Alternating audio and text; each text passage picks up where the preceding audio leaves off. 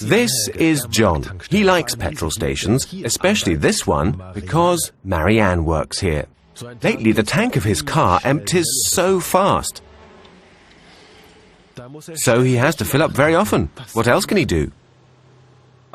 Anyway, he likes refueling because the dispenser does almost everything on its own. John only has to put the nozzle in the filler neck, arrest the lever, and then he can turn his attention to the good things in life. And when the tank is full, click, the nozzle switches off, all on its own. But how does the nozzle know that the tank is full? He filled the petrol tank right to the top. How does it work? There must be some kind of trick to it. John would really like to look in here.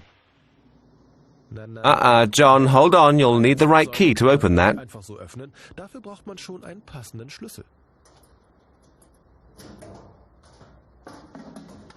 This is the heart of a dispenser. Here's the suction pump, which gets the fuel from the underground storage tank. The moment you take the nozzle from its hook, the pump begins to work. It pumps the fuel via this hose and this hose, onwards and upwards, up to the nozzle. Inside the nozzle, the fuel flow is blocked. It can't just run through uncontrolled. And in this model, which luckily Mr. Janssen always has on hand, you can see the block. This is where the fuel is stopped. This white conical thing is the valve. When you put the nozzle in a tank or a container and lift the lever, a spring is moved back. The fuel, shown here in yellow, pushes the valve forward and passes through the nozzle into the tank.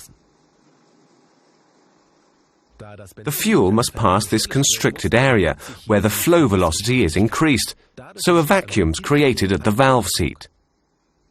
The faster a fluid flows, the lower the pressure, creating a vacuum. When John blows over this sheet of paper, the air above the paper flows very fast. Again, a vacuum is created, making the paper lift. In the nozzle, the flow creates a vacuum. Air is drawn in through the sensing port at the tip of the spout, past the whole nozzle, through a separate air tube. When fuel reaches the sensing port, the airflow is stopped. In this chamber, the suction builds up rapidly, the red diaphragm is lifted up, the spring is pushed back, shuts the valve, and stops the flow. Very complicated. But actually, it's quite simple. When the sensing port here in front is covered with fuel, a suction is created within the nozzle. This suction trips the automatic action and closes the valve. Okay, well, that's enough fuel. It's time to pay. Oh dear, he hasn't got any money left.